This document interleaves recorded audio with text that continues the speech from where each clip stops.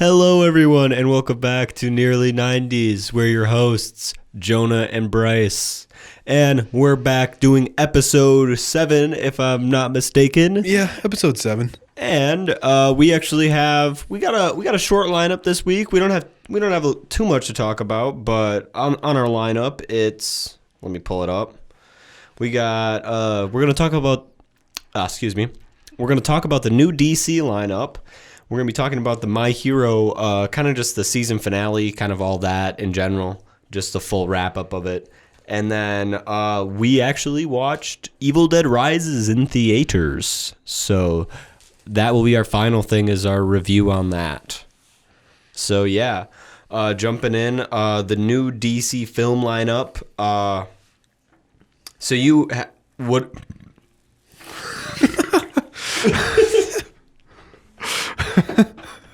Go on. Damn.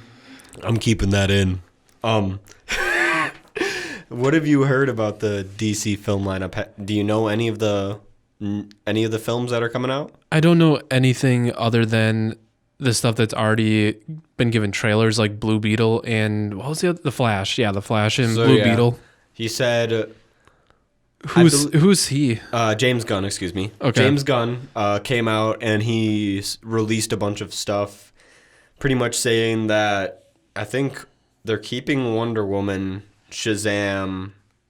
I don't know if they're keeping Aquaman, but they're probably. If I had to take a guess, they're keeping the Flash or whatever. And he said that's what's gonna like reboot or restore or whatever the DC universe to start the new movies. They're Days of Future Pasting it. Yeah, they're doing that hardcore.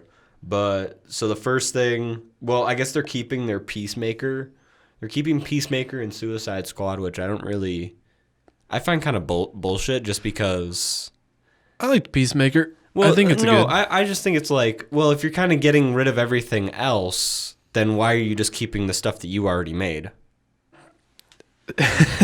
Like just picking favorites, like that's kind of bullshit, James Gunn. But anyways, James Gunn released Superman Legacy. He said he's writing that with I don't know who else, but Henry Cavill, or did they Henry Cavill's out now. Okay, so I didn't know if they were new.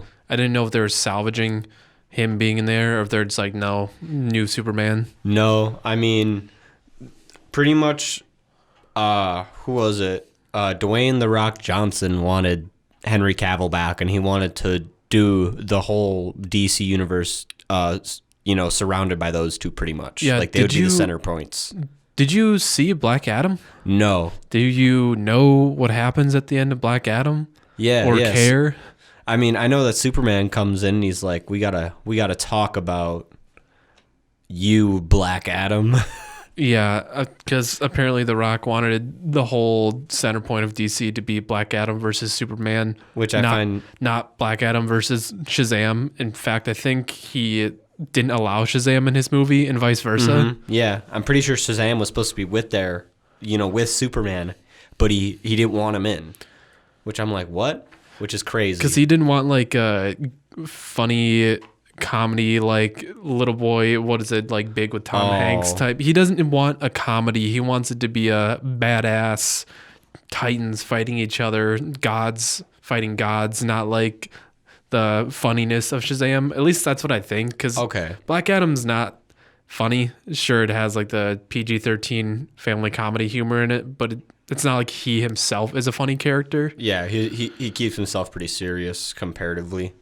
And he's like, that won't tonally work, even though that is how it's supposed to work. Oh, yeah. But yeah, Superman Legacy, I don't know what he plans on putting in this movie, but the pictures that he showed, like, because he showed like pictures of the comic books, and he showed, I forget what was it called, like Superman, maybe not Superman Unbound, but something. I can't think of it, but it was. I'll just skip right over that because I can't even think of the comic he was referring to. It might have been Superman Unbound, honestly. I can't think. I'm probably wrong, but it was a really good Superman I think it was like just a straight graphic novel. So if he's kind of taking anything from that, I will definitely go and see that. But yeah, Henry Cavill's not coming back. The next thing they have online is The Authority. Have you ever heard of The Authority? Who the fuck is that? Now, this is kind of like a Watchmen-esque group of people. I don't even know much about them.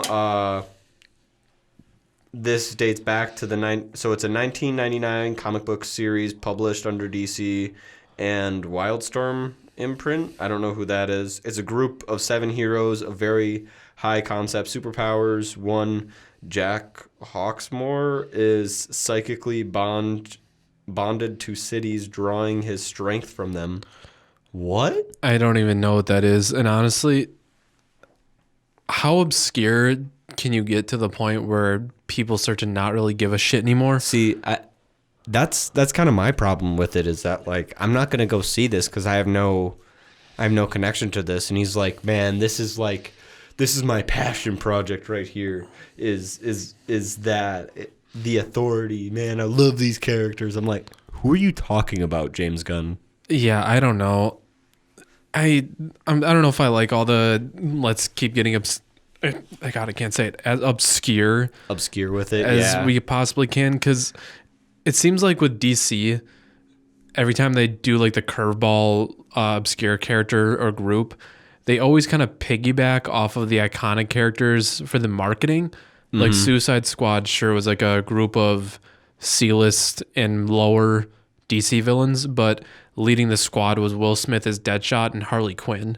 Yeah. Because, I mean, sure, people like, oh, I like Killer Croc and all these other ones that are on the sidelines, and people pick their favorites, but that isn't what got people in the theater. It was right. Harley Quinn and Deadshot and Harley Quinn, Joker. Smith. Joker, Batman being Batman. in it.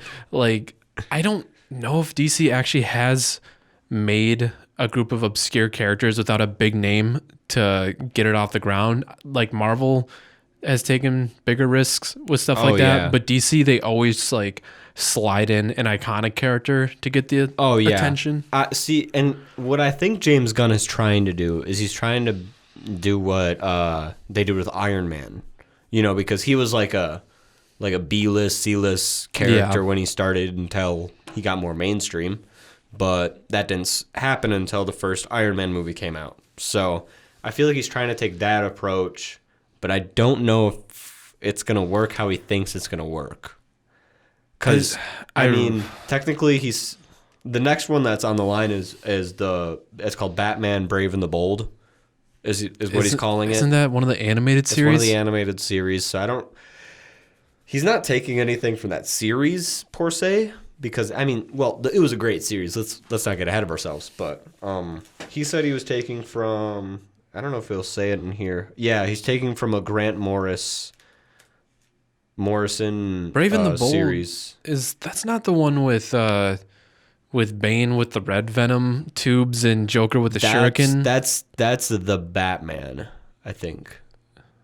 I'm drawing a blank on which one the Brave and the Bold is, because I know it's not the original Kevin Conroy one. No, Brave and the Bold, dude. I'll throw up a picture of Brave and the Bold, and you'll be like, okay. Mm-hmm. Just real quick, we can cut out this stuff.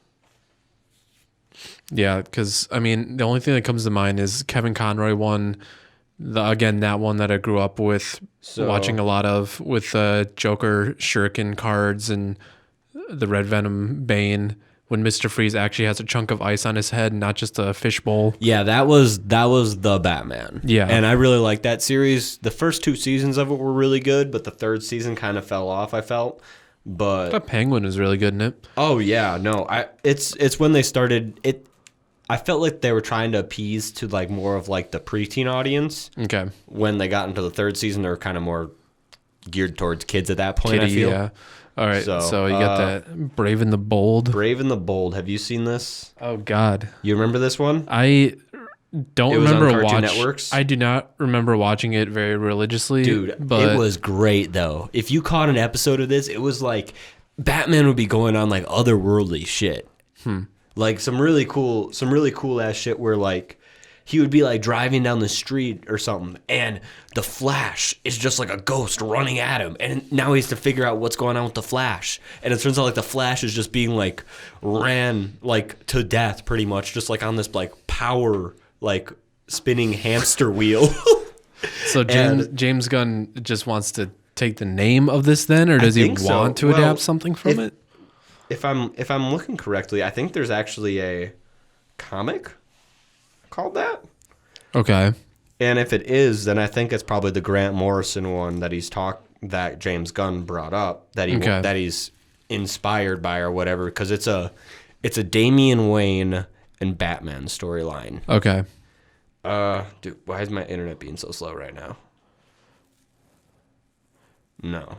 So he wants to make a new Batman, assuming not with Ben Affleck then? Yeah. I'm pretty sure not with Ben Affleck. It doesn't say that. Well, sorry, I just kind of. No, you're fine. It doesn't say that it says no mention of Ben Affleck in it, but I would say probably not. I would say they'd probably try and cast younger. Okay. Yeah. At least I would. I would try and cast more in like the late 20s. Yeah. Is that the last of his lineup? No, there is Supergirl, Woman of Tomorrow. Okay. I don't know. I don't have anything to say there. Yeah, I have no idea. They're doing another reboot of Swamp Thing. So they had the movie or whatever back in like that was years 80s. ago. It was terrible from what terrible. Not terrible. I might be confusing it with Man Thing. No, they were both bad. Were they both bad? They were both bad. Yeah, I heard the TV show was great, but it got canceled after one season. Yeah. Because of some mundane legal issue. Well, and also I'm pretty sure they like cut their budget and all that too on them because it was on the DC streaming service. I think that's what kind of got them, is that the streaming service wasn't doing well enough for them to warrant the TV show anymore. Okay. But yeah, so he's doing another Swamp Thing, and then another thing called Creature Commandos. I think I have at least heard the name of that. You heard that? It sounds like DC might have made that a toy brand years ago. It sounds like it. So in it, Amanda Waller forms another super team out of monstrous prisoners. It's just Suicide Squad again. It's just Suicide Squad with all animal themed. It's just Suicide Squad furries. Pretty much. And then Waller. Oh, fuck off. Like a straight Viola Davis led movie. No, with the Peacemaker in it and all that stuff. I'm like, oh.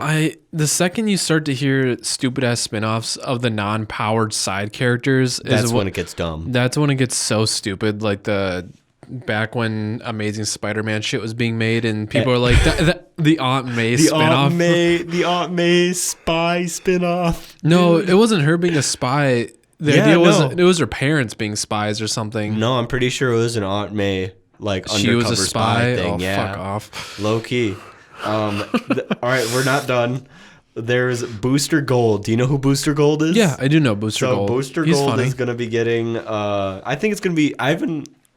I've kind of only just kind of read stuff about him. So you know anything about him? I know a little bit. He's someone from the future. He's like a time traveler or something. Mm-hmm. He's a guy who's from a point in the future. I think when. This part I'm kind of shady on if this much is true. I think in the future timeline he's from, like, time travel is either really easily accessible or he just steals someone's time travel tech and he just goes back in the past to try to be a superhero because I guess maybe the competition's too tough or just or something along the lines where he's like, I'm going to go into the past and be awesome is his only thing. But then again, he goes into the past and there's a ton of other heroes.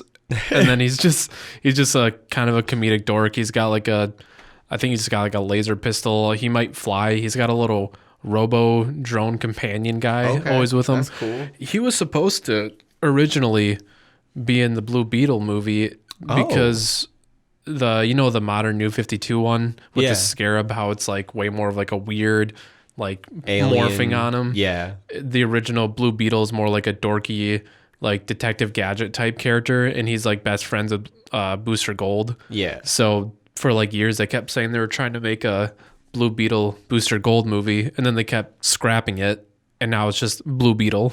Okay. That's funny. Fair enough, though. They finally got their own movies, so separately. And then after that, there's the Lanterns, which it's gonna be a couple Lanterns apparently. Hal Jordan and Jon Stewart. Who was So it's gonna be like a buddy cop team up thing. Who was the person who was Green Lantern in the Snyder cut? Because there was another cut scene of Green Lantern as Jon Stewart. There was apparently, I believe it was 2 Green Lanterns or something like that. There was Jon Stewart, and people also... Okay, so there was set footage of someone playing Jon Stewart, and he was supposed to replace Martian Manhunter in the scene where he talks to Batman. Mm-hmm. And the original cut script version, I don't know if they would have CG'd it in later with Jon Stewart. Was that like Kilowog was supposed to be with him? Yeah, apparently Kilowog. I'm pretty sure it's supposed to be Jon Stewart, Kilowog. Yeah. I don't know if Martian Manhunter was actually supposed to be with him at all, or if it was just them. I think it was just an alternate idea. Yeah, I think he just had both scenes shot, and he was debating which one to use. Well, no, he reshot the Lantern Martian Manhunter stuff. Oh, okay. Yeah, I didn't even know that. So that was a reshoot. The only reason I can tell is because Bruce Wayne in that looks like skinnier and like not as lean, so it looks like some time has passed. Okay, but that's the only reason like I could tell. But yeah, I think I'm excited to see another Green Lantern movie. Honestly, after we only seen the Ryan Reynolds one that came out. So honestly, that movie's not terrible. It's not terrible, but it's just not good. It's a lot of needless CG, and the big villain is the giant fart cloud. Exactly. That's not very interesting. And there's so many things. There's so many cool things that you could do with the concept of like, he can make anything out of his mind from that ring, but he doesn't do anything truly awesome. Well, that's just kind of Hal Jordan as a character. I don't think that was by any means the problem with it. But I feel like he could definitely have done a cool lot, like at least a couple more cool things.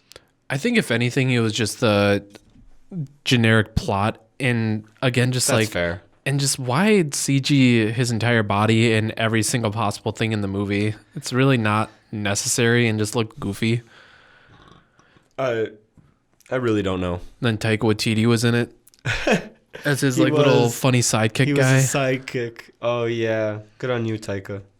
And then I believe the last one in his lineup is Paradise Lost, which is a Themyscira Wonder Woman history kind of TV series.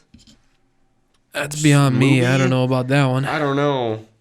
Kind of sounds weird, but I mean, good on them. And Aquaman: The Last Kingdom is still coming out, so.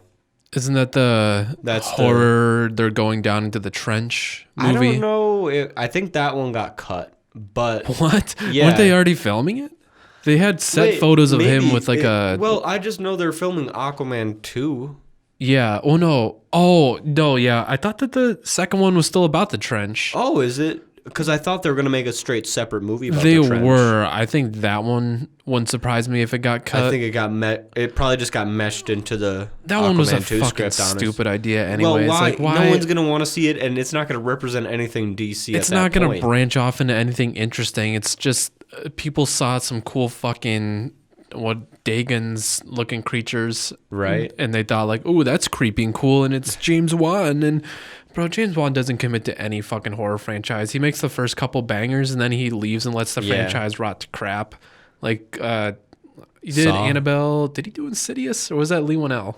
No, I think he did. I think he was a part of the Insidious. Conjuring? He did Conjuring, Insidious.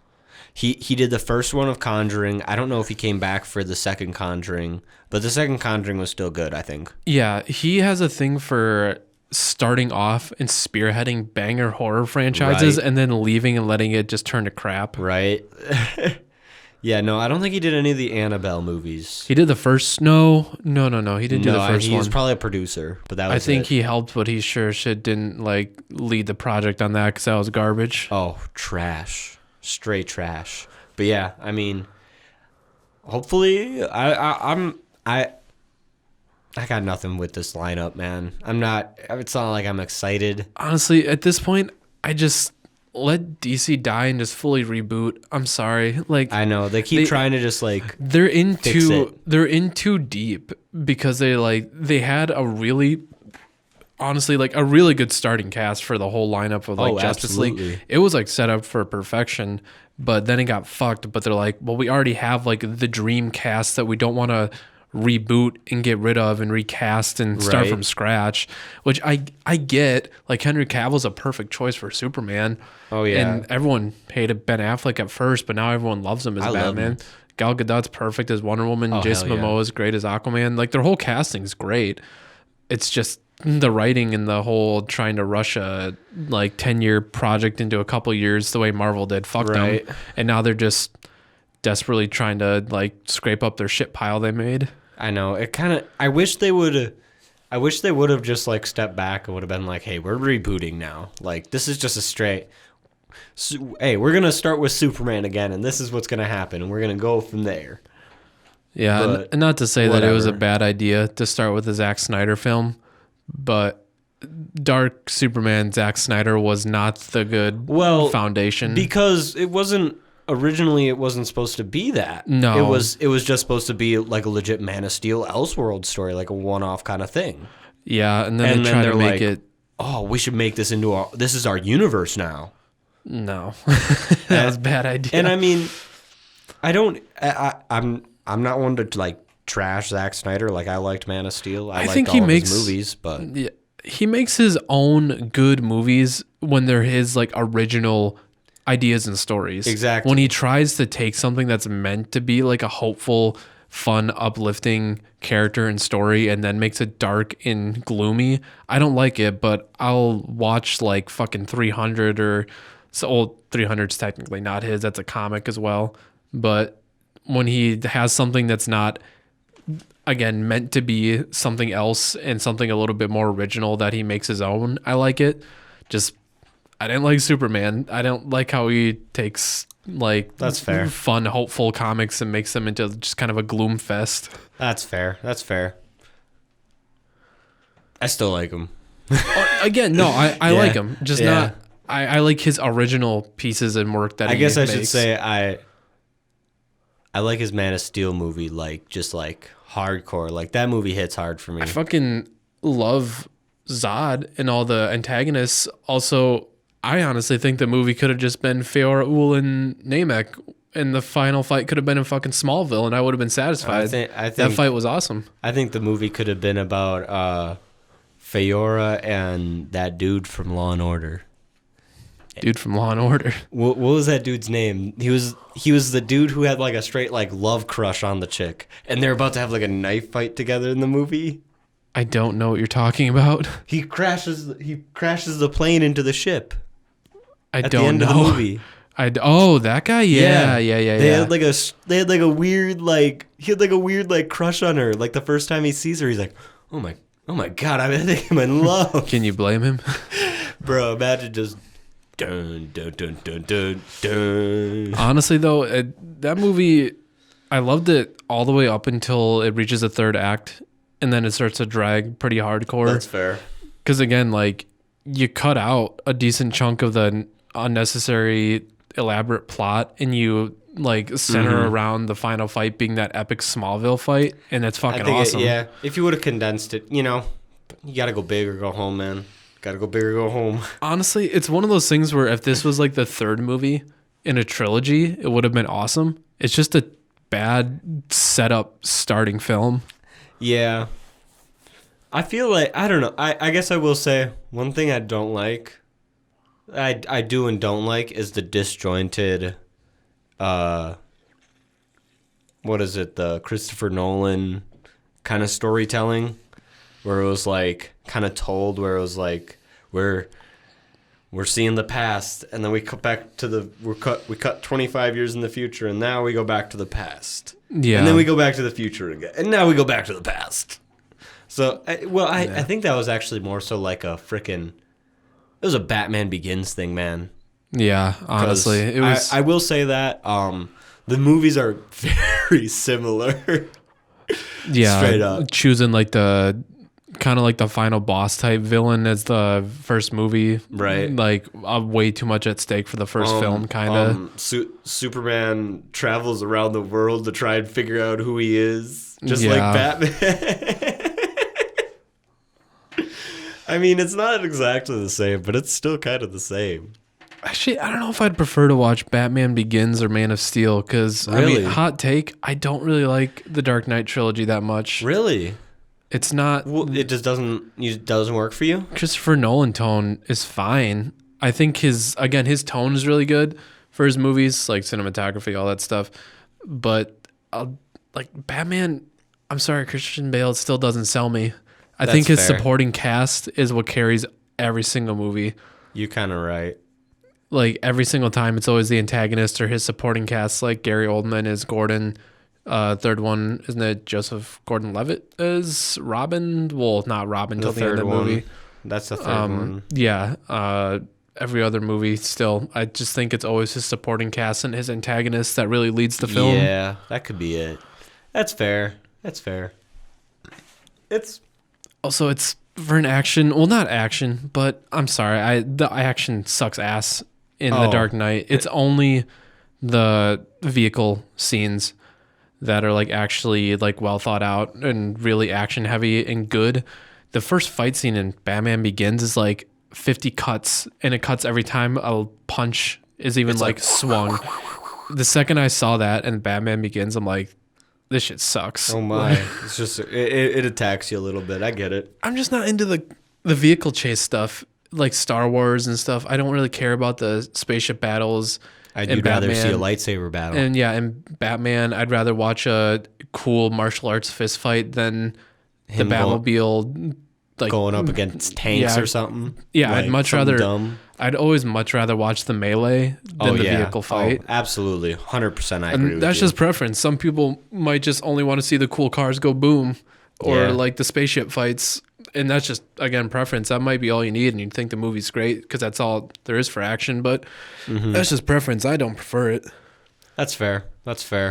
I feel like we should Move topics. We should move on to our next topic. We went on a little tangent. Oh, We there's we been got plenty off- to talk about for DC. Oh yeah, there's a lot we got to talk about. We should actually do that one of these days. Where we should go over the DC graveyard, like all the really old 2000s movies of DC, and then we'll actually do the Zack Snyder whatever universe. Yeah.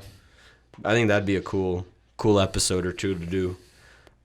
Next thing, so My Hero Academia. The season's finally done. Give me a second. Might as well just get that out of the way. So, what did you think of the whole war arc? Like, or not war arc. I mean, well, what was your final thoughts on like the war arc? How it kind of ended? Or just the end of the season. Yeah, in pretty general. much how it kind of just transferred into the vigilante arc for Deku. What was your kind of takeaway from? Not really takeaway, but what did you all think of it? I liked it. Honestly, the whole vigilante Deku was super overrated as an arc. It's so short-lived. It's Agree. It's only like the only thing people hyped up about it was literally just wanting to see a couple fucking panels from the manga that looked badass. And the vigilante Deku isn't even a vigilante. He's just pretending to be a vigilante, but the heroes are still chill with him. Mm-hmm. The only thing I think that really sold the end of the season was just the Lady Nagant fight scene. That did. See, I kind of wish they did more stuff because while reading the manga, while reading the manga, I noticed that it did kind of feel like it was going to ramp down very shortly. I was like, I got to the end of the Lady Nagant kind of battle, and then it's like, oh, you wouldn't even expect this guy as a hero or whatever, and he's just walking around, you know, that one panel or whatever. And after that, it kind of like pops up that the Class 1A is going to be there to talk to him or fight him or whatever. I was like, wait, all right, already?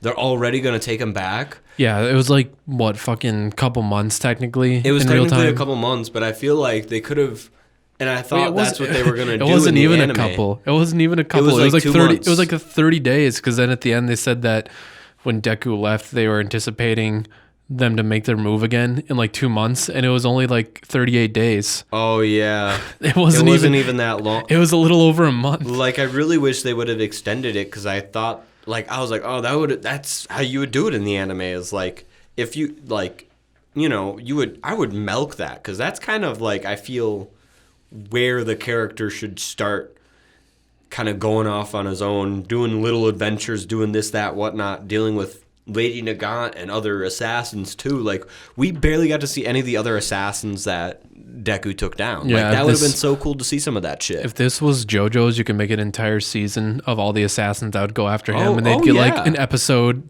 to 3 each. That's why I thought they were gonna end the war arc short and then start up the Deku arc as the the next season, the Dark Deku arc, which and then you would have that time to kind of elongate it and then kind of get yourself ready for the final season or whatever. But yeah, I don't know.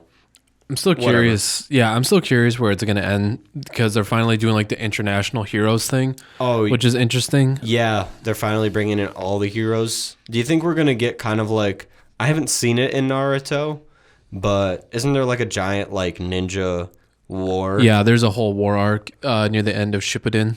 I think they're going to pretty much do something like that, which is I'm pretty sure what the war arc in this should have been like. Yeah. It should have been like just full on, but it kind of wasn't. I mean, I liked the war arc that we saw, but and then carried on by the Deku arc or the Vigilante Deku arc.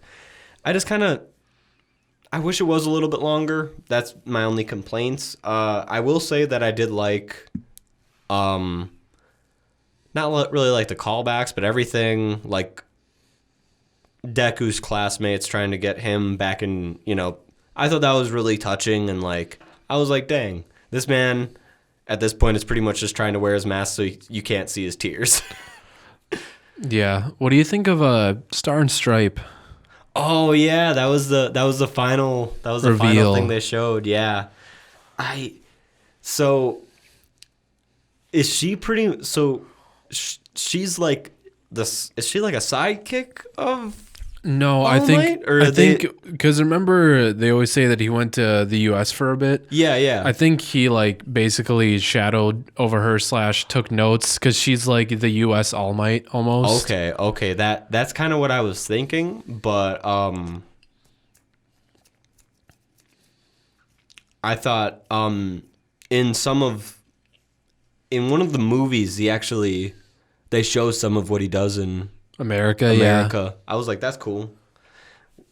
But yeah, what would you kind of rate it compared to the other seasons?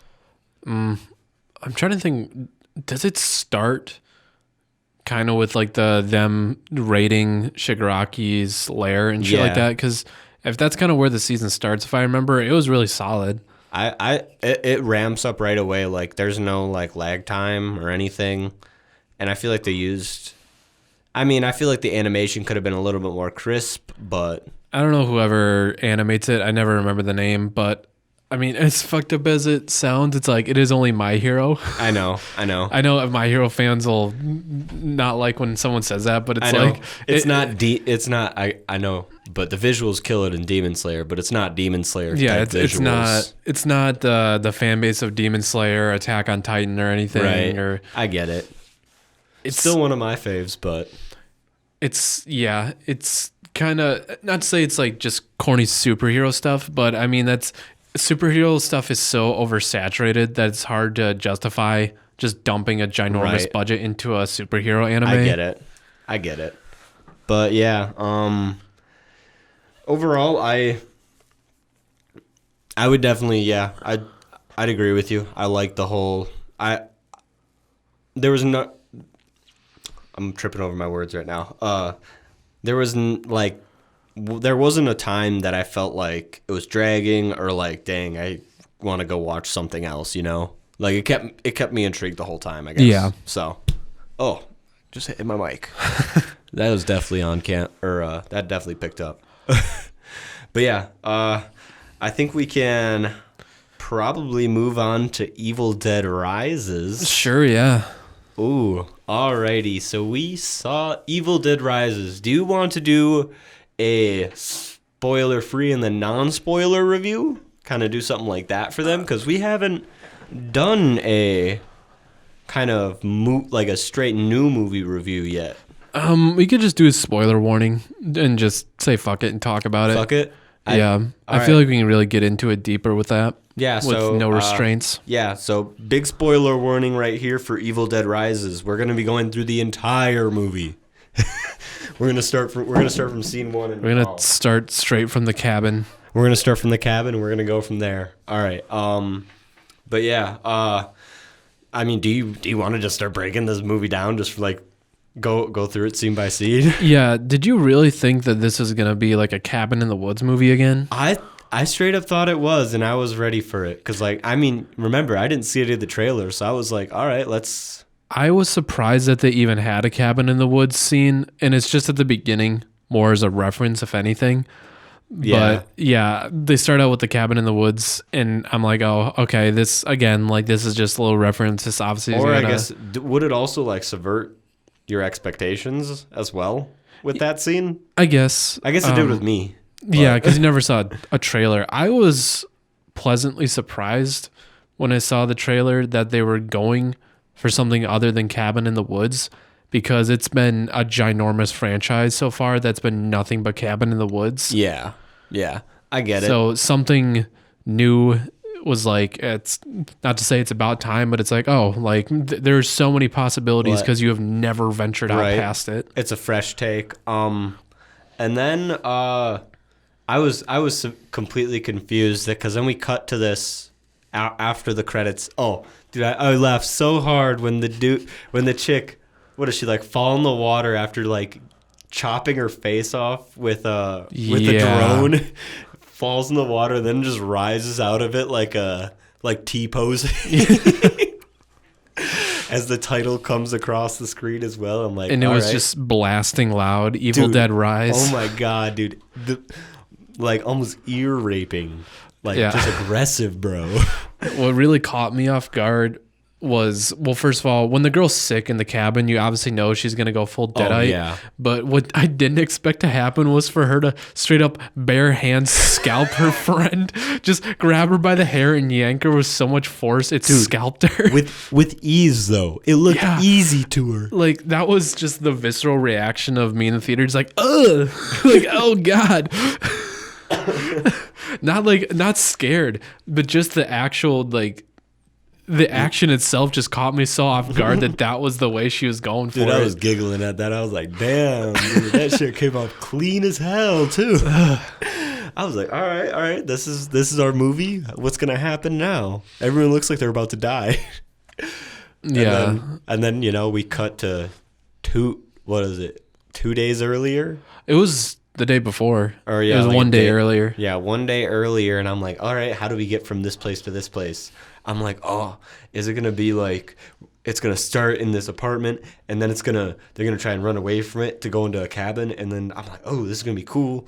But then it's just all in the apartment, which is fine. I didn't expect them to be like, let's run to the cabin, just because the cabin was completely different characters. Yeah. I just assumed in some way it would get someone else at the end that ended up in the cabin. That's towards the end I was like, oh, so this is just pretty much how we got to the start of the movie.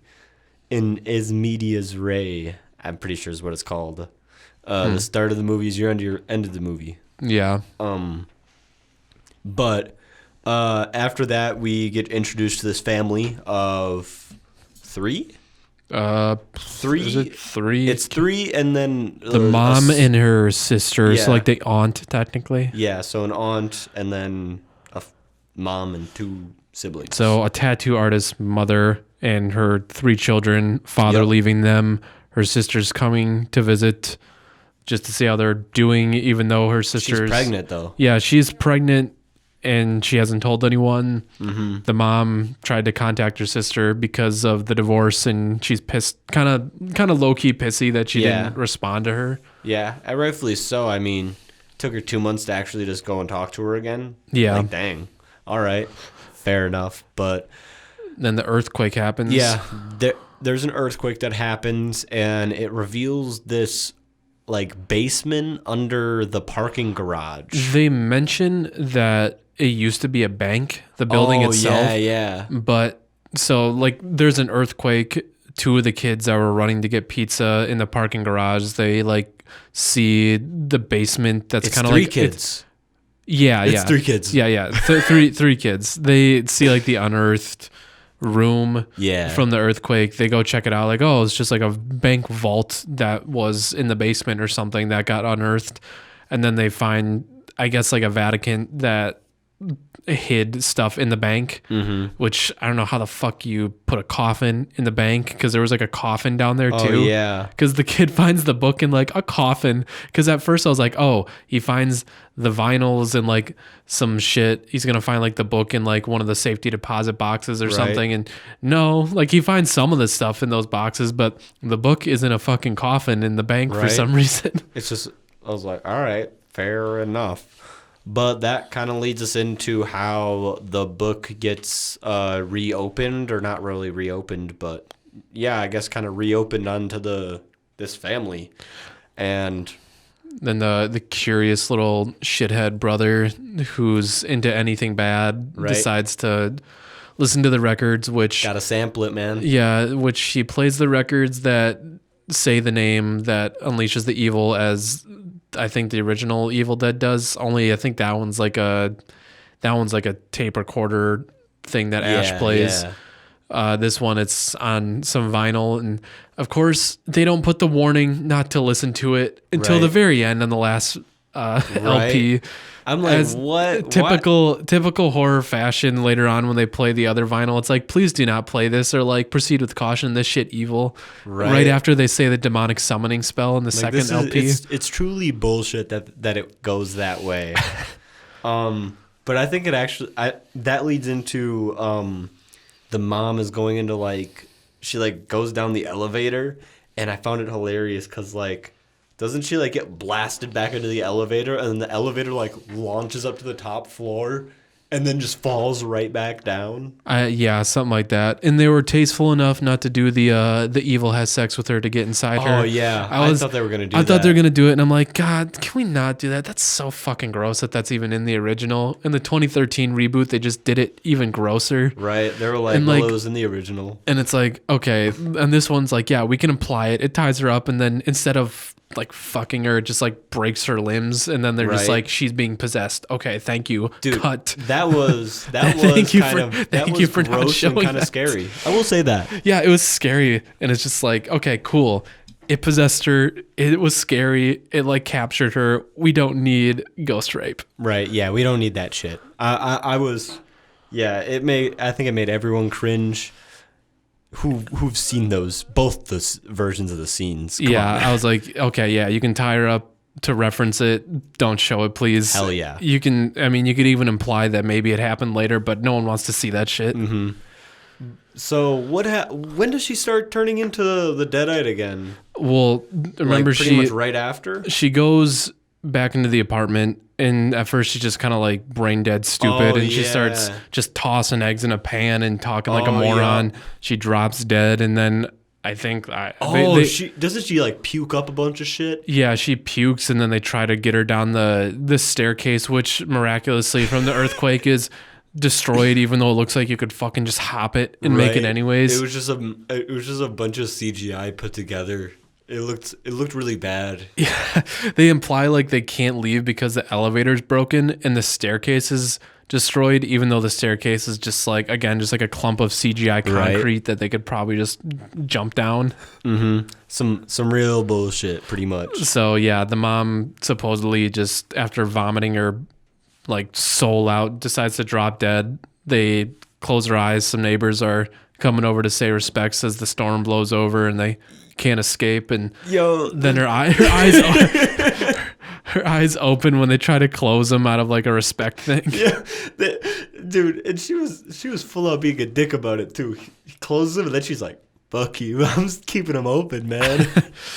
Yeah, and then she comes back to life and starts doing dead people shit. Yeah, she Some deadite stuff. Or was I it guess a piece she of kinda, glass that she stabs the Oh no, we're getting a sister little in the head ahead of with? ourselves. At first she comes back to life and then they try to put her in the tub because she's like burning up. Yeah, she's And then burning she does up. that creepy like jump over the tub thing, and she does like a banshee screech as she latches onto the ceiling. Right. It was too cold.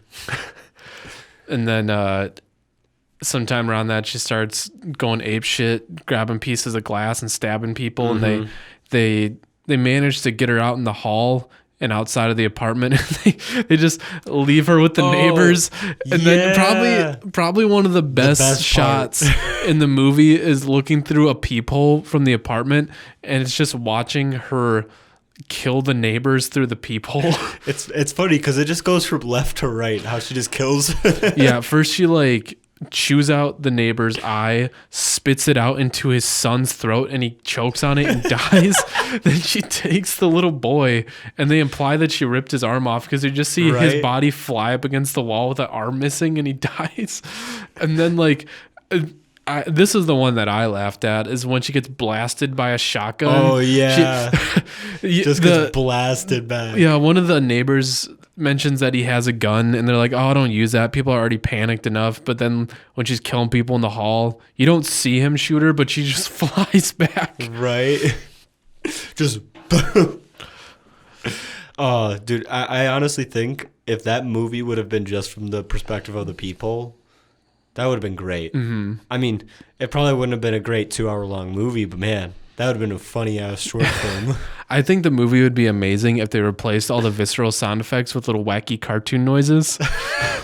Especially when I think it's the sister hits her mom. Oh, hits her sister who's possessed. She hits her in the face with like a bucket to knock her out. Oh, yeah, yeah.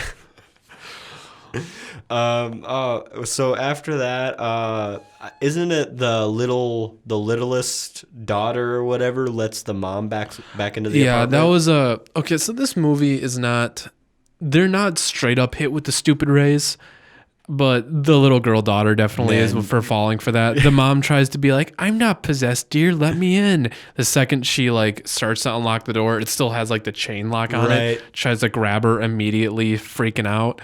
And then I don't think the majority of the characters start getting hit with the stupid ray till the very end of the movie when they're doing Ring Around the Chevy at the end. Oh yeah, that's the worst. That's when it really starts getting into stupid town. But. Yeah, so I don't know if it's worth really going super in depth once they get her outside of the apartment. It's just more of the fucked up stuff from the book starts to happen. Yeah. The mom obviously gets back in again. Other family members start to get possessed and turned into deadites or just dying. I will say honorable mention is the chick eating the glass. Ugh, yeah. That was nasty, rough. and you could see like when she swallowed, they did like a close up on her neck, and it was real gross.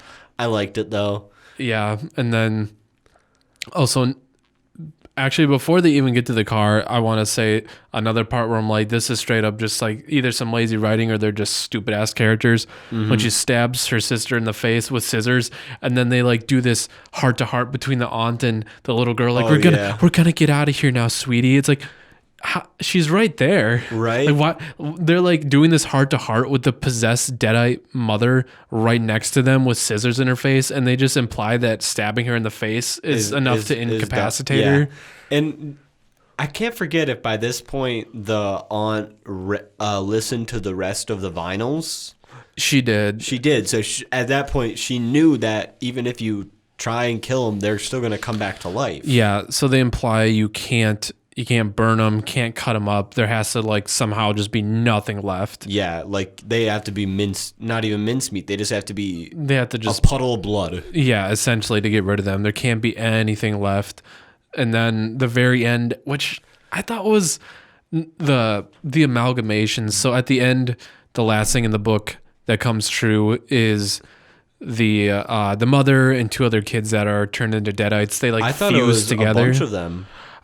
I think it's just those three. Is it? I thought it was a good like couple of them mixed together. I thought it was gonna be like all the neighbors and the family that were turned into deadites into some like big creepy like amalgamation. Yeah. But it was just kind of like a not super large or imposing. Like it just kind of looked like the mom with their 2 kids fused together. Okay, that's fair. That's fair. I don't know, and I feel like the thing wasn't fast enough. No, it was just kind of like derpy and slow, honestly. Yeah. And I mean, I don't know about you, but I mean the reboot when she went up against the devil thing at the end, I thought that was like, I mean, if I'm trying to compare, I feel like Creepier, yeah. More intimidating. Yeah, more intimidating, scary. I think it started to like progressively get less creepy and just goofy when everyone else turned into Deadites. Yeah, I think that was it. The mom is terrifying as the Deadite. Absolutely, number one. Best. But the kids aren't creepy. The neighbors aren't creepy as them. It's not really entertaining once it starts to... Like, I get that Evil Dead is like the Deadites spread and like they just keep getting possessed by more and more demons and shit like that. But in this, like, I mean, it's a reboot. You can make up the rules however you want. I think it would have been better to just stick with the mom being the creepy center of attention. I think so, but you know, you got to make them all Deadites, so.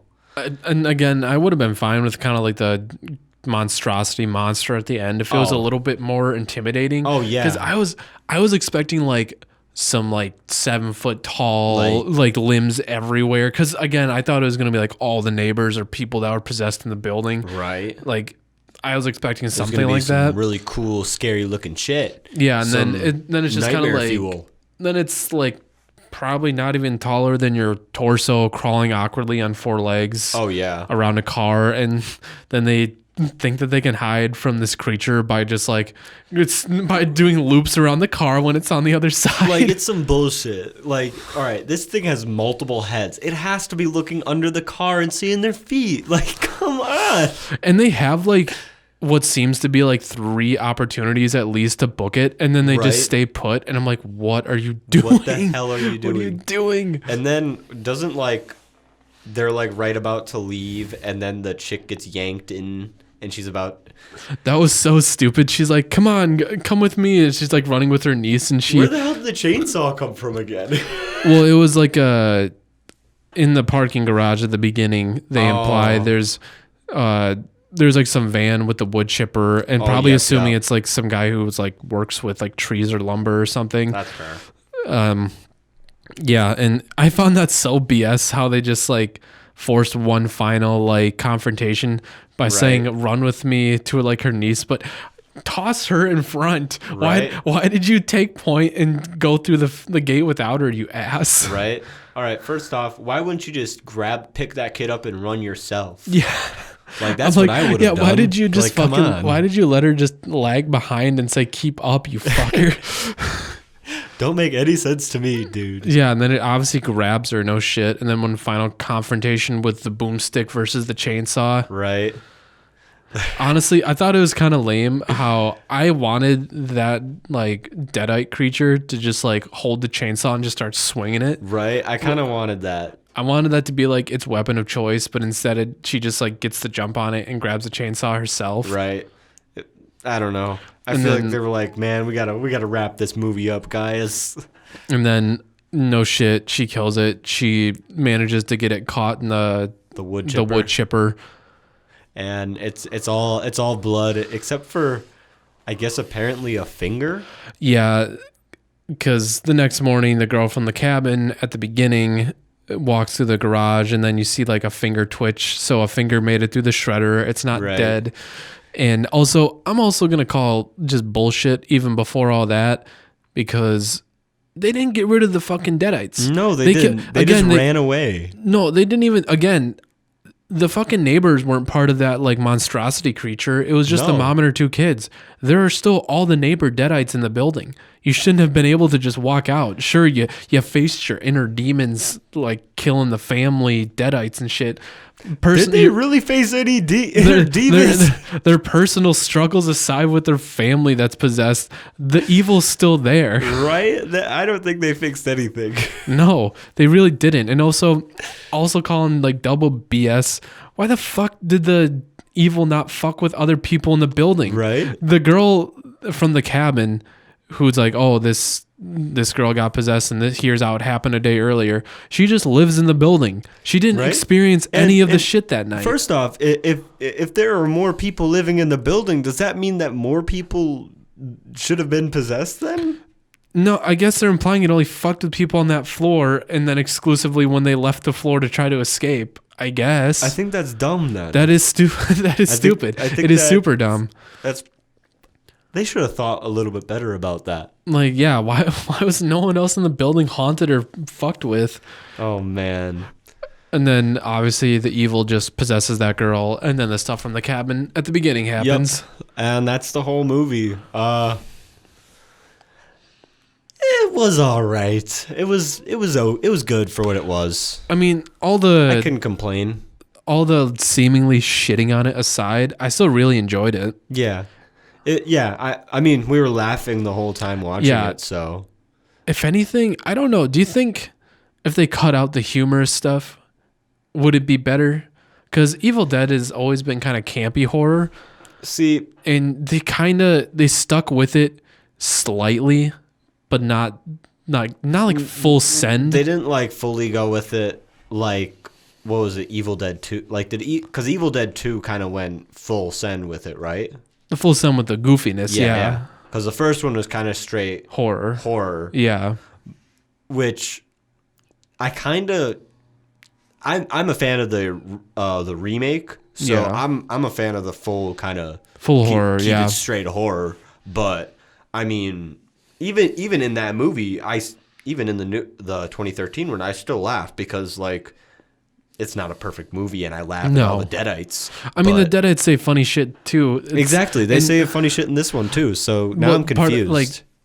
I don't think it's what they say that makes it funny. I think it's the scenarios of some of the Yes. stuff they do. Like, Yes. like it's a perfect example when she chews out the fucking neighbor's eyeball and spits it into the other one. They do like a POV of the eyeball going into his mouth. That was And, like, hilarious. That was goofy, but to me that wasn't like that was kind of like a campy moment that felt like it didn't belong. Oh, that's fair. That's fair. Like, again, the Deadite being like a crazed out crackhead and saying something stupid and I get a laugh out of it. To me, that's not like ruining the tone. That's just the crazy possessed thing being a cracked out weirdo. And I will say that in this one, I feel they did do like Deadites talking better than the 2013 one. Okay. 2013 one, I don't know if you remember, but it was just straight them. They're just straight They're talking, just talking, profanity, man. Yeah. Just like, I'll fuck you in your face with my cock or some Yeah. shit like that. Like some real obscene shit. But Yeah. I definitely think it was better in this one. One more question though. Do you think that this one is connected with the 2013 one, or is it connected with the originals? I don't think it's connected to anything. If anything, they could connect it just because near the beginning they do leave it open-ended to imply that just to kind of imply that there are possibly more books out there, because when do you remember the original vinyl when he puts it on and it's the first time of like the priest talking, he says volume 1 of 3. Oh yeah. So that's either a trilogy setup, or if you want to just say it connects to the other universes, you could say that too. Well, shit, that yeah. All 3 universes connect. That could be it, because I mean there was a thing where technically, since you see a rundown version of Sam Raimi's car in the 2013 one, Yeah. it could technically be like it's like the second coming of that, and that's why it's kind of so similar. Yeah. But you know. Yeah, I'd say it was a decent little throwaway line for an open-ended suggestion to a trilogy and or just connecting the other movies. Do you think that they would actually like start the second movie off with the cabin stuff again, and then just go like like finish off the cabin stuff that they started at the beginning of this movie, and then just go into the rest of the second movie? I think a better question is, where would you want to see a new setting again that's not the cabin, that's also not like the city on a boat? On a boat would be pretty cool. I keep thinking of like Evil Dead on a boat, like it's a shipping boat or something. And Evil Dead in the pyramids. Was it like in a sub? In a sub, we could do in space. Evil Dead in space. Oh god. Like Jason X. No, I was gonna say bro. that's when it goes from like a unique new setting to stupid as fuck. Yeah. Yep. All right. When you take it into space, it's no longer a unique new setting. It's just fucking stupid. You know what? I'm gonna say that this has to be slightly connected because weren't the eyes the same with the 2013 one? No.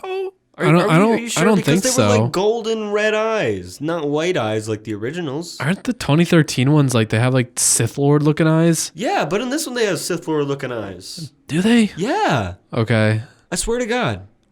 It could be. I don't know. Because they didn't have white eyes. No. Well, at the end, some of them started rolling their eyes back for some reason, doing it. I don't even. Well, that's also confusing. Yeah, I think that was beside the point. Yeah, you're right. Whatever. We could do Evil Dead on a plane. Evil Dead on a plane. Like snakes on a plane. I would with like that. Deadites on a plane. I would like that. Would you just make it like the commercial airline or Evil Dead in prison? I would make it Turkish Airlines. Honestly though, do like they find one of the books of the dead in like a prison. That would be cool. That actually unironically I think is one a of the best. prison one would be good Yeah. and a plane one would be good because it could be like an artifact like just like in the cargo that like someone just grabs out. So far I think the best unironic suggestion is the prison one. I think the prison would be the best way to go about it though. Because But I mean, it's would you already ma- like a room full of fucked up people So or like a building. would you make that the third movie or the second movie then? The second movie? If you're going with like a reboot trilogy, I would say that'd be like the But second where one. would you go after that? Space. See, then you go silly. Which I don't, man. All right, The devil's in space. that's some bogus. Do it on stuff. like Mars or something. Not like if you're gonna do space, you got to make it like a Ridley Scott Alien vibe of like a creepy like moon looking base. Yeah, Not I think not that'd like be- a not I think in that'd this, be cool. Not in the spaceship looking at the stars. It's got to be on like a desolate rock planet base or something. Then everyone would just be turned into a deadite at that point. I feel like by the end of it, right? Yeah, I 'Cause guess. if we're going by the logic of what this movie sets up, we kind of know the outcome. I mean- honestly, I can't think of a third location that wouldn't be too goofy unless. I say we bring it back to the cabin. What if you just go like an old school, like some kind of a not ancient, but more of like a tribal village? That would be a cool fucking. I think Prequel? you should do a sequel, prequel kind of shit, and then do the third one. Yeah, okay. I think something like that would be cool, where it's like a tribe and then prison. Ooh, The Mayan civilization. that would be so badass. Do the AVP plot line, but for the Evil Dead.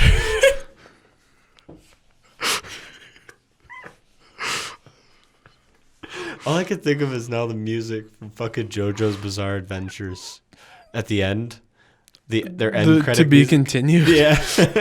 You know, it's just the song Roundabout, right? Really? Yeah, JoJo's is full of just like Western pop culture music. Heard. The Okay. Season 3, the outro's the fucking Bangles song, Walk Like an Egyptian. Oh yeah, yeah. Yeah, but Evil Dead AVP plot, just copy and paste it. I would say that's what I want. And then you see like the AVP flashback with the Predators killing the aliens on the pyramids, but they just replace it with Deadites. I'd be okay with that. What would be the best Evil Dead crossover for a horror thing, like a Freddy vs. Jason? I mean,